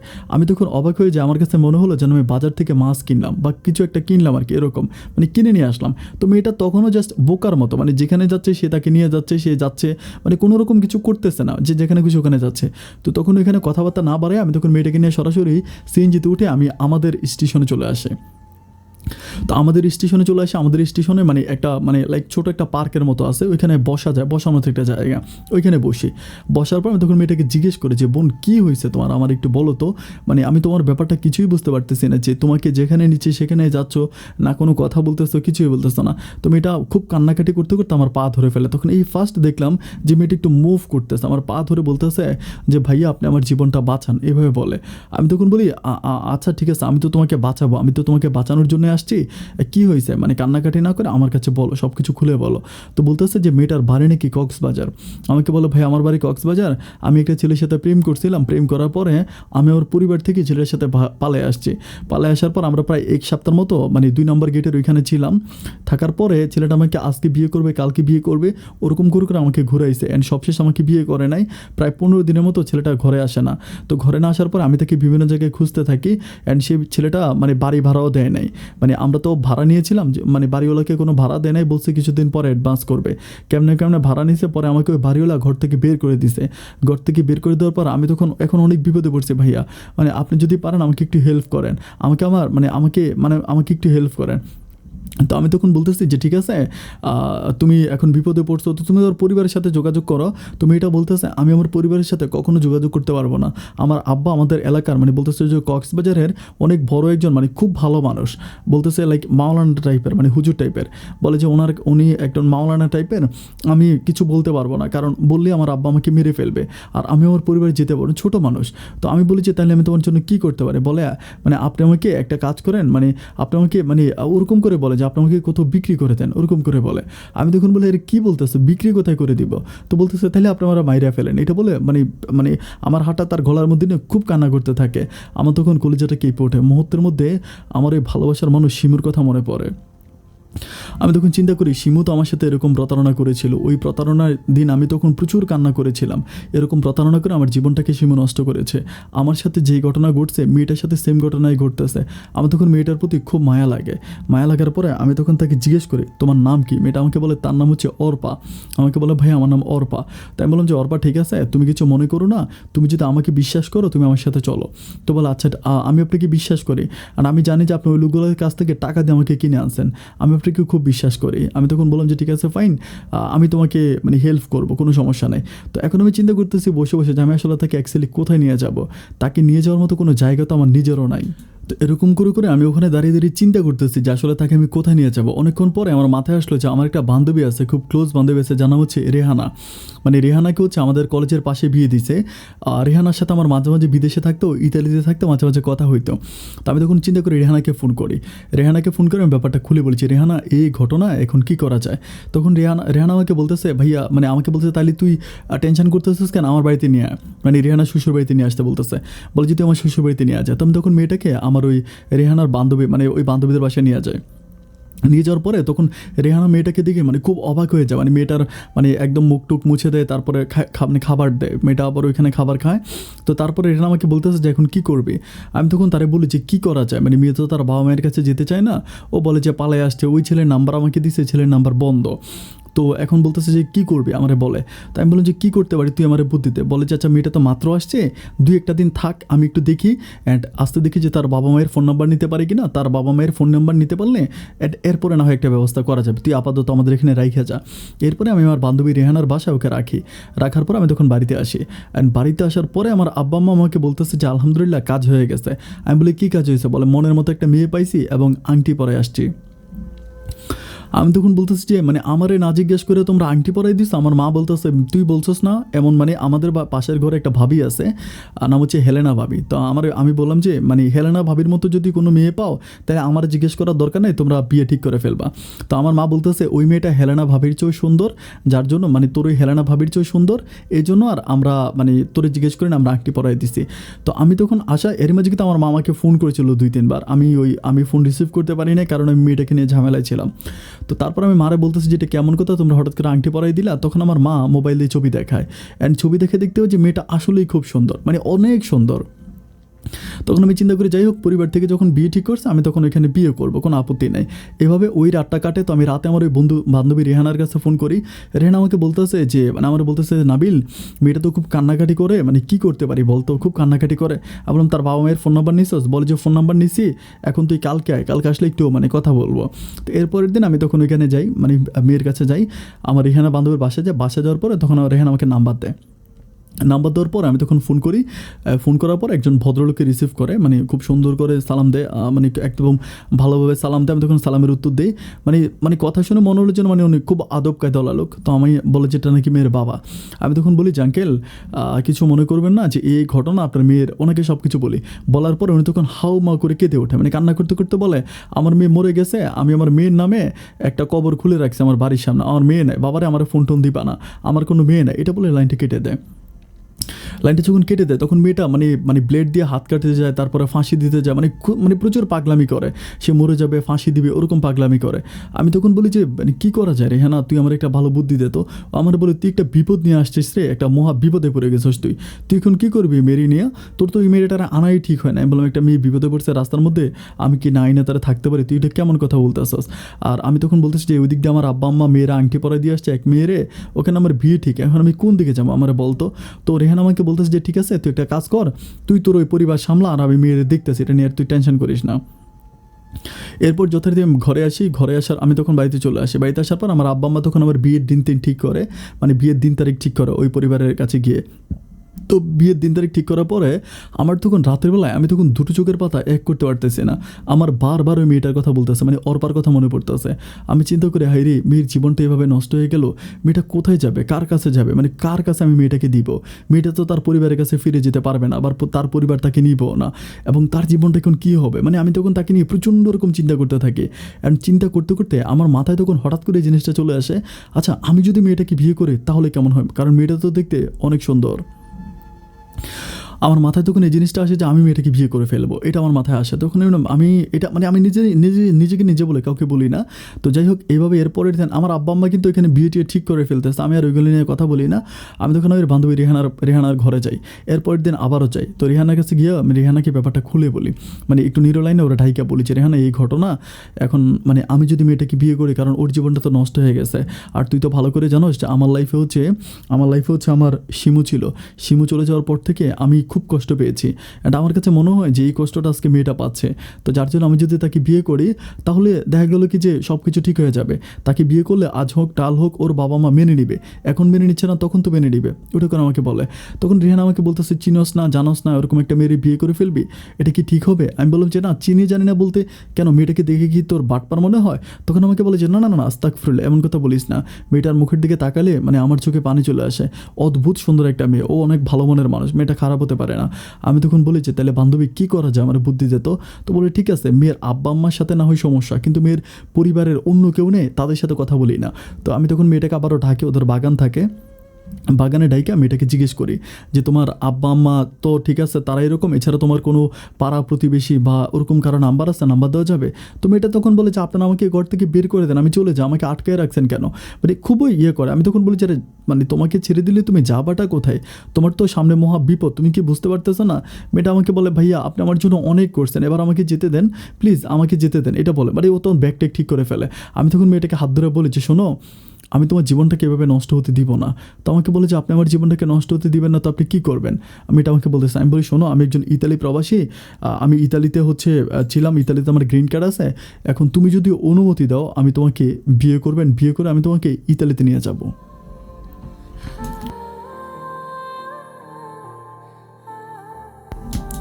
এটা বলার পর আমি তখন তাকায় থাকি যে মেয়ের চোখের পানিগুলো টলমল করতেছে, মানে চোখের পানি, মানে আমি তখন বলি যে কী ব্যাপার কান্না করতেছো কেন?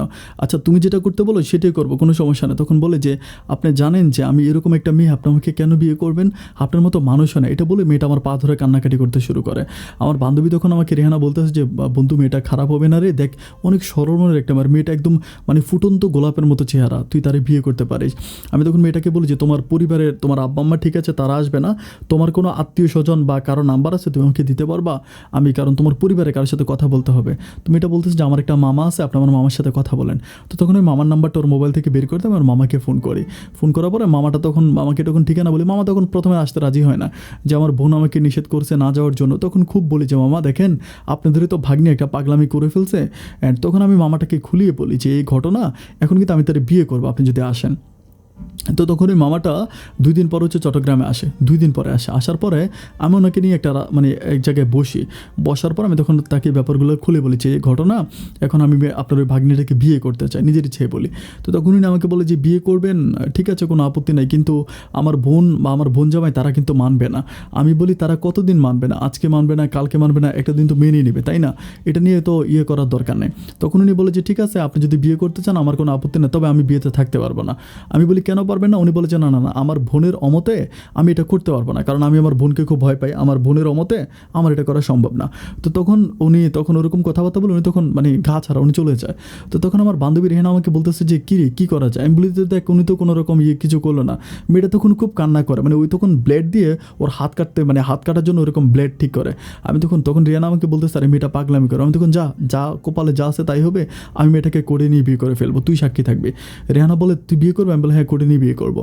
এরপরে আমি কোনো কথা না বলে ওই দিনে মেয়েটাকে কোর্টে নিয়ে যাই। অ্যান্ড কোর্টে নিয়ে যাওয়ার পর আমি তার জন্য একটা মানে অন্য একটা বের করি, কাবিন একটা জন্ম নিবন্ধনের কাগজ টাকা দিয়ে বের করি, টাকা দিয়ে বের করে আমি তাকে ওই সময় আমি তাকে ওখানে বিয়ে করি। তো বিয়ে করার পরে কোর্টের মাধ্যমে বিয়ে হয়। আমি খুব স্ট্রং করে বিয়ে করি, মানে খুবই স্ট্রং করে বিয়ে করি, খুবই দিয়ে মানে একদম সে তো তার এলাকার ঠিকানা বলে, ওই এলাকার ঠিকানা অনুসারে আমরা ওইখান থেকে বের করি, কাগজ বের করি, মানে চেয়ারম্যান সার্টিফিকেট বের করে ওইখানে সব কিছু ঠিকঠাক করে তার সাথে আমার বিয়ে হয়। তো এটা মানে একটু ঝামেলা আছে, এখানে প্রায় 2-3 ঘন্টা আমাদের সময় লাগছিল। আমরা অনলাইনের মাধ্যমে সব কিছু বের করছি, আমার টাকা অনেক খরচ হয়েছিল অনলাইনে সব কিছু বের করে। তখন মানে কোর্টেও টাকা দেওয়া লাগছে, কারণ যেহেতু কোনো সাক্ষী নাই, ডকুমেন্ট নাই, ওগুলোতে মানে অনেক কষ্ট হয়েছে বিয়ে হইতে। তো আমি তাকে প্রায় 6 লাখ টাকা আমি বিয়ে করি। যদিও মেয়েটা মানে 6 লাখ টাকা, আমি নিজেই বলি যে আমার বান্ধবীকে বলি যে 6 লাখ টাকা দিয়ে, বলে ঠিক আছে 6 লাখ টাকা আমি বিয়ে করি। তো বিয়ে করার পরে তখন ওই মেয়েটাকে আমি আমার বান্ধবী রেহানার বাসায় রাখার পর আমি বাড়িতে আসি। কিন্তু বাড়িতে আসার পর আমি শুনতে পাই যে আমার আব্বা আম্মা নাকি বিয়ের দিন তারিখ পর্যন্ত ঠিক করে ফেলছে। আমি ওই মেয়েটার ঝামেলায় পরে আমার আব্বা আম্মার সাথে আর কথা বলতে পারি নাই। পরে আমি আমার আব্বা আম্মাকে বলতেছি যে আমি তো এরকম তাদেরকে সব কিছু খুলে বলি। বলার পরে আমার আব্বাও তখন একটু রাগ করে, আম্মাও রাগ করে। তারা আমারে বলতেছে এটা কোনো কথা হইলো, তুই এটা কেমন কথা বলতে আসছ? আমি বলি এখন কি করবো, মেয়েটা এরকম বিপদে পড়ছে, আমি তো আর মেয়েটাকে ছাড়িয়ে দিয়ে আসতে পারি না, আমার নিজেরও তো বোন আছে, একটা মানুষ বিপদে বলে কী করা যায়। আমার আব্বা মা তখন বলতেছে জানোস না শোনোস না মেয়ের বাপ কই, বাড়ি কই, ঘর কই। আমি তখন বলি বাবা মা আমি মেয়ের ঘর বাড়ি দিয়ে কী করবো, আমি মেয়ের বাবা মা দিয়ে কী করবো, আমি মেয়ে পাইছি, মেয়ে আমার পছন্দ হয়েছে। এরপর আমি আমার মাকে নিয়ে ওই মেয়েটার মানে আমার এখানের বান্ধবী বাড়িতে যাই। বাড়িতে যাওয়ার পর আমার মা তখন মেয়েকে দেখার পর আমার মা মেয়েকে খুব পছন্দ করে। আমার মা তখন বাড়িতে এসে সবাইরে বলতেছে, আমার আব্বাকে বলতেছে যে আলহামদুলিল্লাহ কোনো কথা নাই, মেয়ে পছন্দ হয়েছে, মেয়ে পরীর মতো। আমার মা এটা বলে যে একদম পরীর মতো মেয়ে। তো একটা পর্যায়ে আমি তখন তাকে ওইখান থেকে আমি তখন আমাদের বাড়িতে নিয়ে আসি। আমাদের বাড়িতে নিয়ে আসে অনেকে অনেক কথাই বলে, অনেক কথাবার্তাই বলে। তো যাই হোক আমার আব্বা এটা আব্বার মতো করে ম্যানেজ করে। তো এইভাবে এই ঝামেলাগুলো করতে করতে আমার ছুটি ছিল মাত্র 3 মাসের ছুটি ছিল। তো আমার ওই ছুটির টাইমটা চলে যায়, মানে ছুটির টাইম কেটে যায়, এখন আর আমি থাকতে পারবো না। তো আমি তখন ওরে বলতেছি মানে অর্পাকে বলতেছি যে অর্পা তুমি তোমার কী করবো। অর্পা আমাকে বলে ঠিক আছে তুমি চলে যাও, আমি আমার আব্বা আম্মার সাথে কথাবার্তা বলে এরপরে আমি আমার আব্বা আম্মাকে এখানে নিয়ে আসবো, বা তোমার আব্বা আম্মাকে নিয়ে আমি আমার আব্বা আম্মার কাছে যাবো। এটা আমাকে অর্পা বলে। তো অর্পা যখন এই কথা বলে তখন তার উপর বিশ্বাস করে আমি সব কিছু মানে আমার মায়ের কাছে অর্পাকে রেখে আমি তখন বিদেশে আবার ইতালিতে ফিরে আসি। ইতালিতে ফিরে আসার পর আমার দিনগুলো এভাবে কাটতেছে। আমি অর্পার জন্য টাকা পয়সা পাঠাই, অর্পাও খুব ভালো। মানে আমাদের কোনো সন্তান মানে আমার কোনো ওই সময় কোনো সন্তান হয় নাই। মানে অর্পা প্রচুর ভালো, মানে খুবই ভালো। যখনই হচ্ছে তাকে মানে কোনো কিছু করি সে মোটামুটি আমার তখন আমার সম্পূর্ণ ভালোবাসা, মানে আমার একেবারে সম্পূর্ণ ভালোবাসা অর্পার উপরে চলে গেছে। মানে আমার অর্পার ছাড়া আর কোনো কিছু মানে আমার কোনো কিছু ভালো লাগতেছে না। মানে আমার মনে হয় যেন সারা পৃথিবী একদিকে অর্পা একদিকে। তো তখন মানে আমার আব্বা আম্মু কিন্তু আমার আব্বা আম্মার সাথেও ভীষণ ভালো, মানে আমার আব্বা আম্মার সাথে খুব ভালো। মানে আমার আব্বা আম্মার সাথে ওর সম্পর্কটা অনেক ক্লোজ, মানে অনেক ক্লোজ ওরকম করে। তো এরপর আমি ওইখানে প্রায় আমি আরও প্রায় 6 থেকে 7 মাসের মতো ইতালিতে থাকি।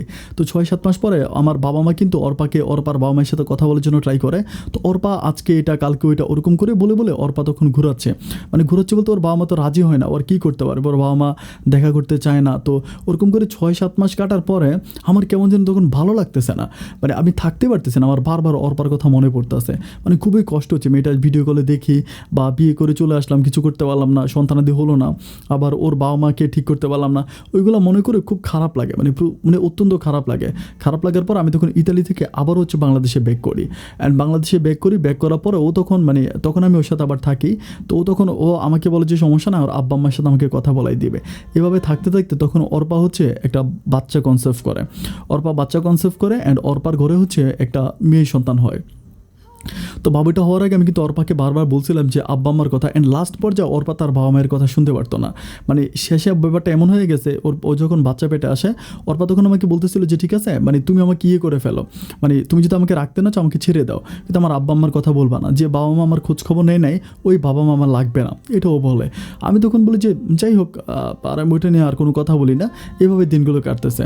তো কাটতে তখন আমার যখন সন্তানটা হয়, আমি সন্তানটা হওয়ার পরে আমার ওই মেয়েটার প্রতি আমার অন্যরকম ভালোবাসা, মানে আমি সম্পূর্ণ হচ্ছে মানে আমার চিন্তা করতেছি যে তখন আমি প্ল্যানিং করতেছি যে আমি অর্পাকে নিয়ে ওইখানে চলে যাব, মানে ইতালিতে চলে যাব, কাগজপত্র ঠিকঠাক করি ওই ইতালিতে চলে যাব, এটা আমি সব কিছু ঠিকঠাক করতেছি। তো সব কিছু ঠিকঠাক করতেছি, তখন ওই অর্পার পাসপোর্ট করতে হবে, পাসপোর্ট সব কিছু বানাবো। আস্তে আস্তে অর্পার পরিবারের সাথে কথা বলার জন্য আমি ট্রাই করি। তো পরিবারের সাথে আমি ওর কথা বলতে পারি না। ও আমাকে বলে যে কথা একটাই, তুমি আমাকে নিয়ে থাকতে পারলে থাকো, আর না থাকতে পারলে তুমি আমাকে ছেড়ে দাও, প্লিজ আমার পরিবার নিয়ে কোনো কথা বলবা না। তো যাই হোক এভাবে কিছুদিন যাওয়ার পর আমার একটা বন্ধু আছে সবুজের বাড়ি হচ্ছে কুমিল্লাতে। আমরা ইতালিতে প্রায় একসাথে কিছুদিন ছিলাম, এরপরে কিন্তু একই কোম্পানিতে আমরা কাজ করি। তো আমার কোম্পানির কিছু ডকুমেন্ট মানে কাগজপত্র এইগুলো আর কি, মানে কিছু ডকুমেন্টারি কিছু কাগজপত্রের জন্য মানে আমার ওই বন্ধুকে আমি বলতেছি যে কোম্পানির কিছু কাগজপত্র আমার জন্য পাঠাইতে।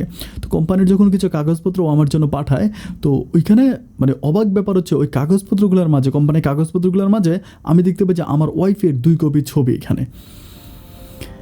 ছবিটা দেখার পর আমি তখন অবাক হয়ে যাই, আমি চিন্তা করি কী ব্যাপার, আমার ওয়াইফের ছবি এ জায়গায় কেন। আমার তখন মাথার মধ্যে আসমানটা ভেঙে পড়ে। আমি তখন বুঝতে পারতেছি না যে ওর কাছে আমার ওয়াইফের ছবি কীভাবে গেল। আর যে ওই ছবিগুলো কিন্তু আমার কাছেও নাই, যদি আমার ফোনে থাকতো ভাবতাম যে আমার ফোন থেকে নিয়ে গেছে। অ্যান্ড ছবিগুলো দেখে মনে হচ্ছে ছবিগুলো অনেক পুরনো, বাট ওর চেহারার সাথে সম্পূর্ণ মিল আছে। ওর যে ঠোঁটের নিচে তিল আছে, ঠোঁটের নিচে তিল থেকে শুরু করে সব কিছু মিল আছে। আমি তখন একটু টেনশনে পড়ে যে কী ব্যাপার, ওর কাছে আমার বউর ছবি কীভাবে আসলো। তো আমি তখন ওকে ফোন করি, ওই কুমিল্লা ছেলেটাকে ফোন করে বলি যে ভাই রে, তুমি আমার জন্য যে কিছু অফিসের কাগজপত্র পাঠাইছিলে, এখানে আমার বউয়ের একটা মানে আমার ওয়াইফের একটা ছবি দেখলাম তোমার এখানে যে কালো ড্রেস পরে এটা। পরে ও আমাকে বলতেছে এটা আপনার ওয়াইফ? আমি বললাম যে হ্যাঁ এটা তো আমার ওয়াইফ। পরে বলতেছে ভাই কী বলেন, আপনার ওয়াইফকে আমাকে একটু ভিডিও কলে দেখাইতে পারবেন? আমি বললাম কেন পারবো না, অবশ্যই দেখাইতে পারবো।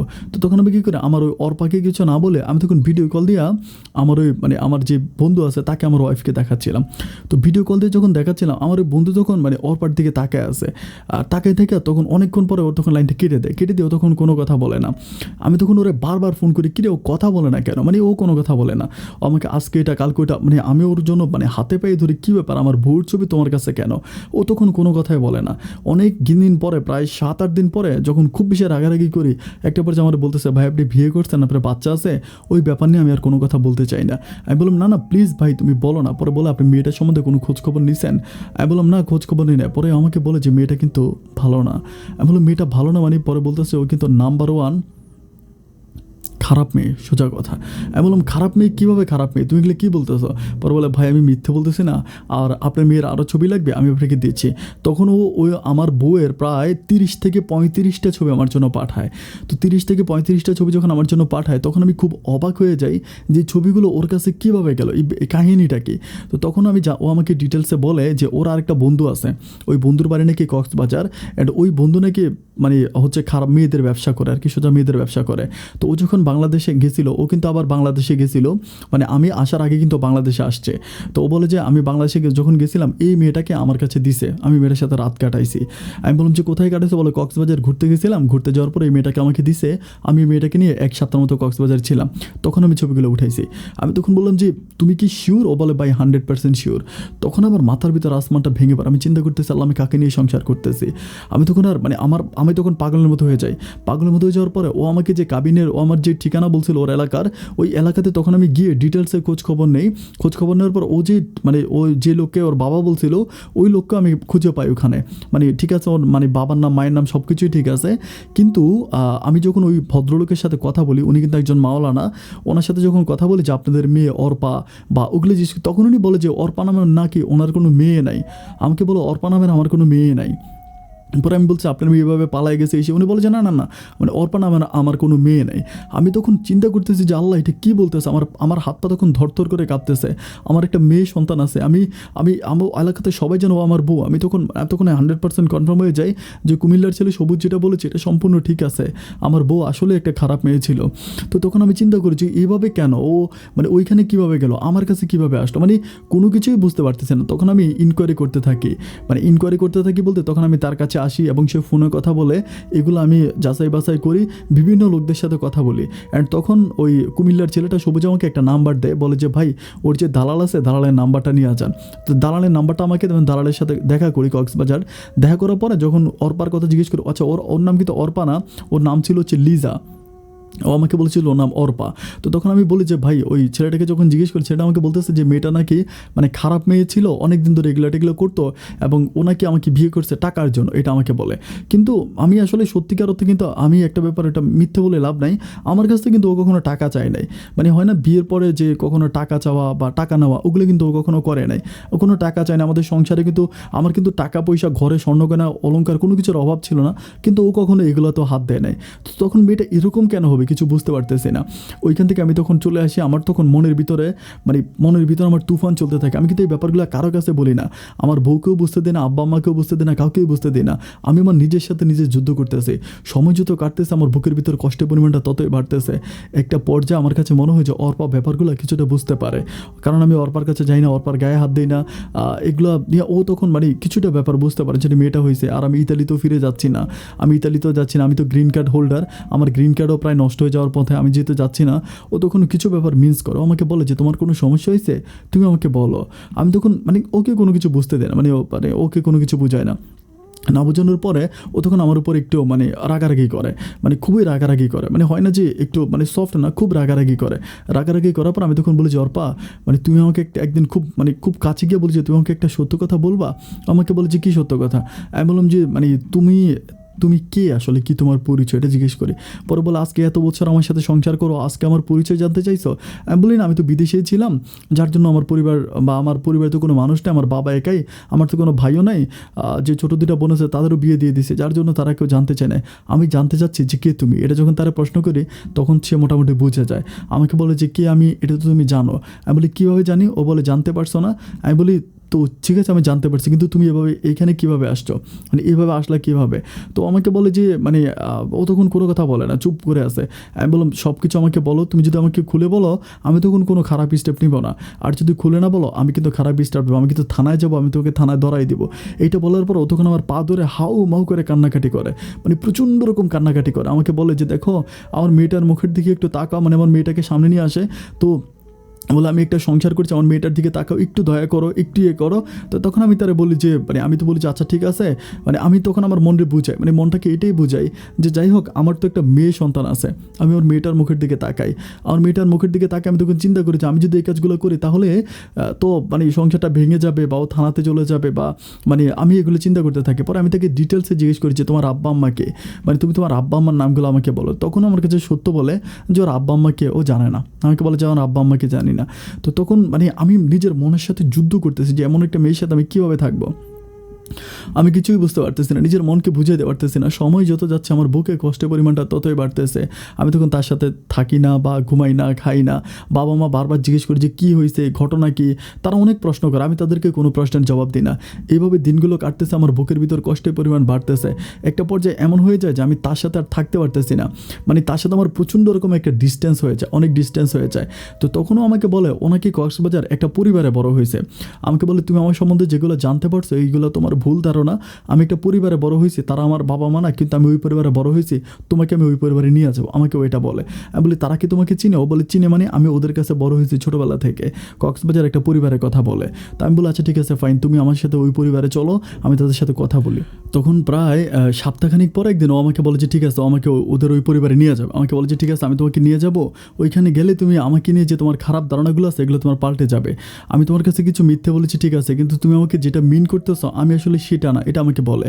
তো বলার পর আমি তখন বলি যে ঠিক আছে ফাইন, তুমি আমাকে ওইখানে নিয়ে যাও, ওইখানে নিলে আমি সবগুলো ডিটেলসের ব্যাপারগুলো বুঝতে পারবো। তো তখনও আমাকে করে কি ও আমাকে ওইখানে নিয়ে যায়, মানে কক্সবাজার নিয়ে যায়। নিয়ে যাওয়ার পরে ও আমাকে একটা পরিবারের কাছে নিয়ে আসে। আসলে ওই পরিবারে আমি যাই, দেখি যে ওইখানে মানে একটা পুরুষ আছে, একজন মহিলা আছে, ওনাদের আবার দুইটা ছেলে আছে, একটা মেয়ে আছে। তারাও বড় বড় আছে, তারা ছোট না, প্রায় স্কুলে পড়ে এরকম। তো আমাকে বলে যে আমি ওদের এই পরিবারে বড় হয়েছি, তুমি তাদেরকে জিজ্ঞেস করো। তো তখন আমি তাদের সাথে কথা বলি, তারাও আমাকে বলে যে হ্যাঁ ও তো আমাদের এখানেই বড় হয়েছে, আমাদের এখানেই ছিল। তো আমি জিজ্ঞেস করি যে তার বাবা মা কোথায়, তো তারাও বলতে পারে যে তার বাবা মা কোথায়। মানে সব কিছু মিলে আমার কাছে ব্যাপারটা কেমন যেন একটু ঘোলাটে মনে হইতেছে। আমি কোনোরকম কোনো কিছু সলিউশন পাইতেছি না যে আসলে মানে কোনটা করলে বেটার হবে, কোনটা কী হবে, আমি কিছু বুঝতে পারতেছি না। তো তখনও আমাকে বলতেছে যে তুমি আজকে রাতটা এখানে থাকো, আমরা কালকে যাবো, আমাকে এটা বলতেছে। আমি বললাম যে আজকে রাতে থাকবো কেন? ও বলে আমি ওদের কাছে আসছি, ওদের সাথে আজকে দেখা করতে আসছে, কথা না বলে ওদের সাথে ইয়ে না করে চলে যাবো হঠাৎ করে, এটা কেমন দেখায় না, তুমি থাকো। তখন তো আমি তখন ওদের ওখানে থাকি, রাতের বেলায় থাকি। রাত তখন আনুমানিক প্রায় 1টার মতো বাজে। 1টার মতো যখন বাজে ও তখন মানে আমি একসাথে ঘুমাই থাকি, ও তখন 1টা বাজে ও একটু বাইরে যায়, মানে বেরোচ্ছে। আমি তখন বললাম যে তুমি বেরোয় কই যেতে আসো? পরে বলে আসতেছি, তুমি একটু শো, এটা বলে। তো আমি চিন্তা করি যে এটা ওদের বাড়ি, ও হয়তো হাঁটতে বেরোইছে, এরকম কিছু একটা ব্যাপার। তখন আমি কী করি, আমার মেয়েটাকে নিয়ে শুয়ে থাকি। বাট প্রায় 2 থেকে 3 মিনিট পরে হঠাৎ করে 2-3টা ছেলে আমার রুমে ঢোকে।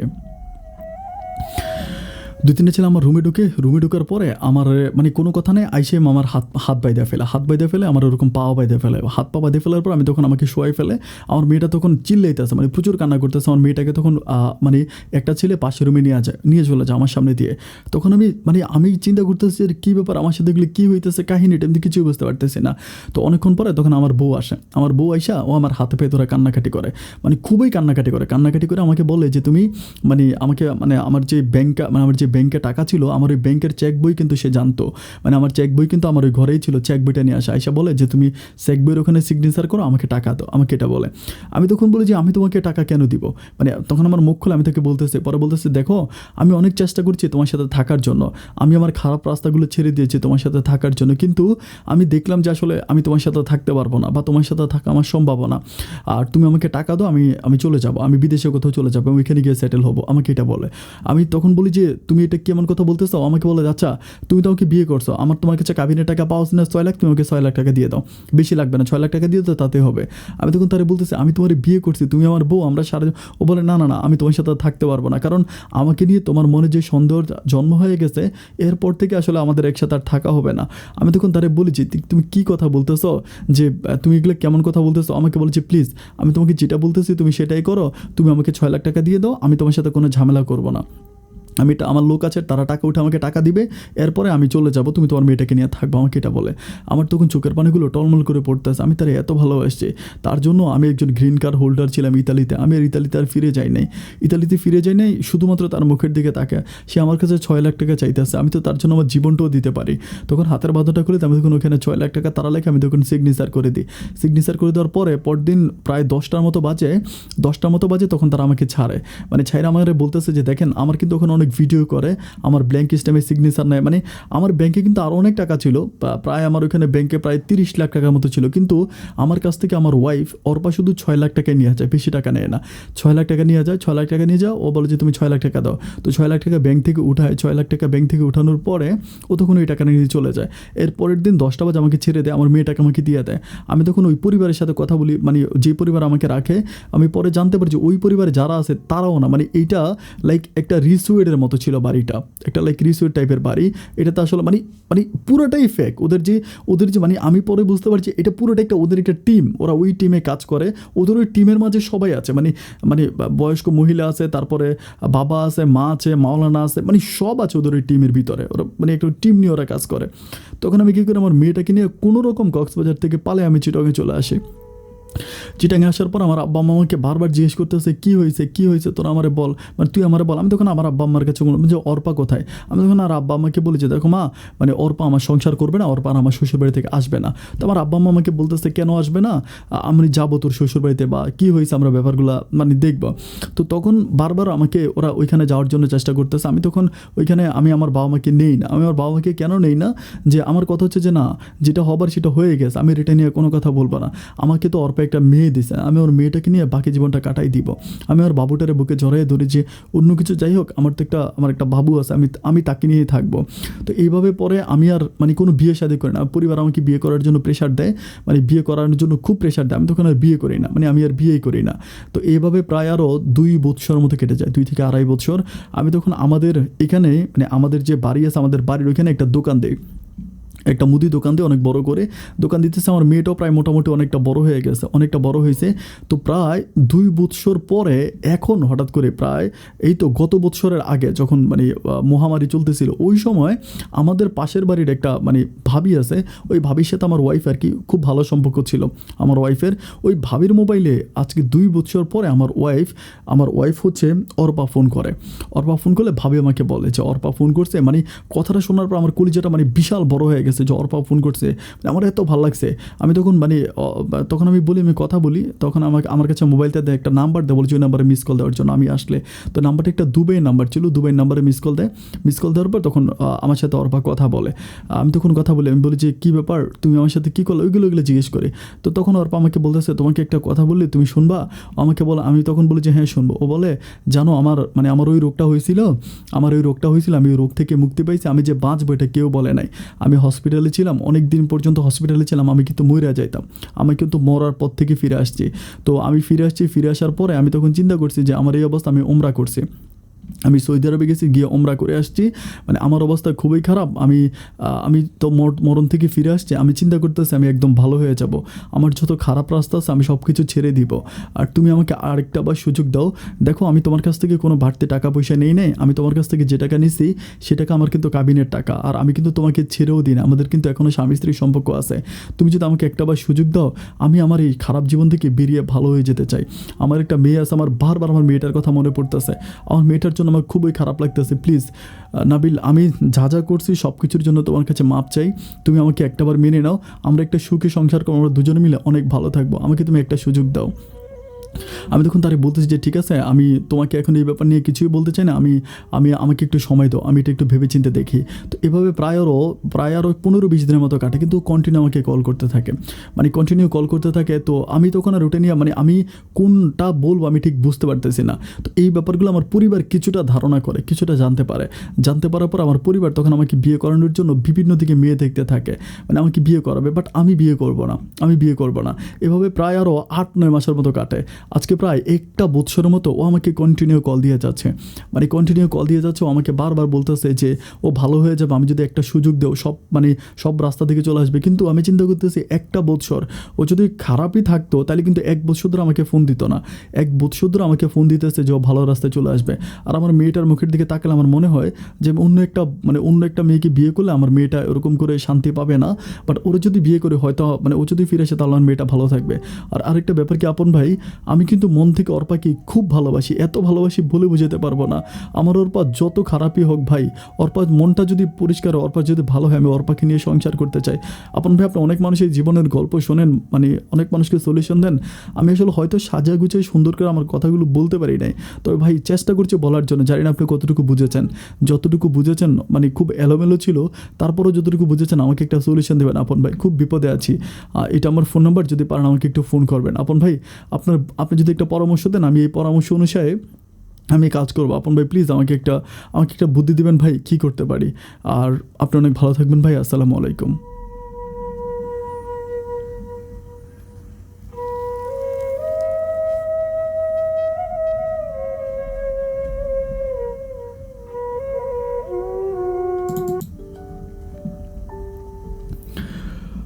সম্মানিত বন্ধুগণ, শুরুতেই সবাইকে অনেক বেশি ধন্যবাদ। এতক্ষণ পর্যন্ত আপনারা পুরোটা গল্প আমার সাথে শুনেছেন।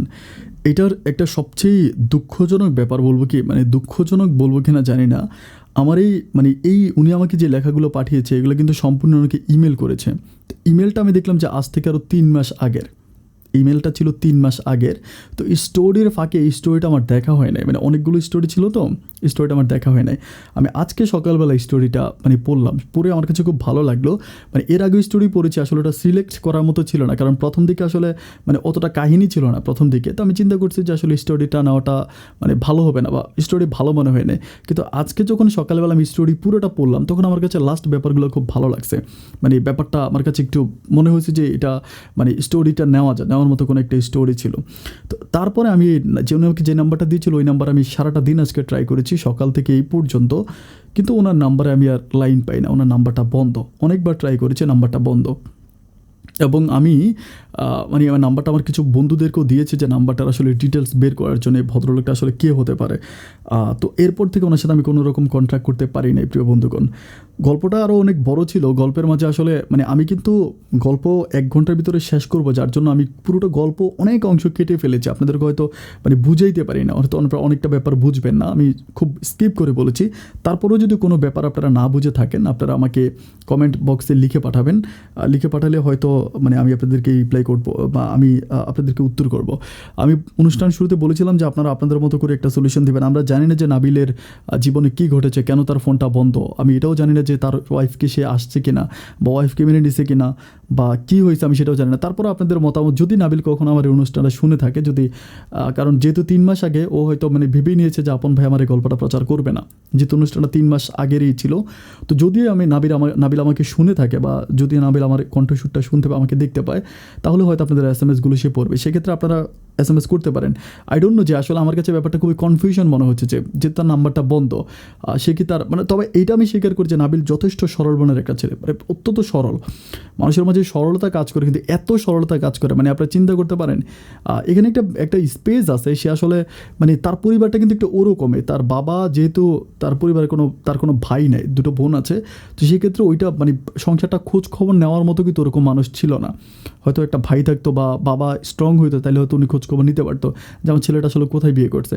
আর যে মেয়েটা ছিল অর্পা খুব সহজেই মানে খুব ক্লোজলি ইয়ের সাথে মিশে গেল, হচ্ছে নাবিলের পরিবারে চলে গেল। আমি যদি নাবিলের সাথে কথা বলতে পারতাম, ওই অর্পার ওই ব্যাপারগুলো জিজ্ঞেস করতে পারতাম যে অর্পা যে পালায় আসছিল বা পালায় যে গেছিলো ওই ব্যাপারগুলো কী ছিল। আসলে নাবিলের সাথে কথা বলতে না পারার কারণে আমি ওই ব্যাপারগুলো ক্লিয়ার জানতে পারি নাই, যে অর্পা ওই সময় যে পালায় আসছিল বা প্লেট দিছিল, ভাত খাইছিল, একদম গিলে গিলে ভাত খেয়ে ফেলছে, ওই ব্যাপারগুলো আসলে অর্পার কী ছিল। এটা কি আসলেই কোনো সাজানো নাটক ছিল, নাকি এটা হচ্ছে অর্পা আসলেই কারো কাছে প্রতারিত হয়েছিল, আই ডোন্ট নো। তো যাই হোক, আমি আপনাদেরকে এটাই বলবো যে নাবিল যদি আমার শুনে থাকে তাহলে হয়তো আপনাদের এসএমএসগুলো দেখতে পারবে। এই জন্য বলবো যে আপনারা এসএমএস করবেন, যে মানে আপনারা কমেন্টসে লিখবেন যে নাবিল আসলে যদি, আই ডোন্ট নো, যেটা আপনারা ভালো মনে করেন সেটাই। আমার কাছে যেটা মনে হচ্ছে, যদি নাবিল বিয়ে না করে থাকে আর কি, আমার কাছে বিয়ে করাটা ভালো মনে হবে না, এটা আমি বলবো আর কি। আমার কাছে এটা মনে হয় যে বিয়েটা না করাই ভালো হবে হচ্ছে অর্পাকে। এরপরও যদি সে করে থাকে বা তার মোবাইল বন্ধ, আমি এটা নিয়ে আসলে যদি নাবিলের সাথে যোগাযোগ করতে পারি বন্ধুগণ, আপনাদেরকে নেক্সট অনুষ্ঠানে জানাবো যদি যোগাযোগ করা যায়। সবাই অনেক ভালো থাকবেন, সুস্থ থাকবেন। আপনাদের সুস্থ থাকার প্রত্যাশা আমি আপন আজকের মতো এখানে বিদায় নিচ্ছি। অন্য কারো বাস্তব জীবনের গল্প নিয়ে, জীবনের গল্প এই অনুষ্ঠানে আমি আপন আবারও হাজির হয়ে যাব। এই পর্যন্ত সবাই ভালো থাকবেন, সুস্থ থাকবেন। আল্লাহ হাফেজ।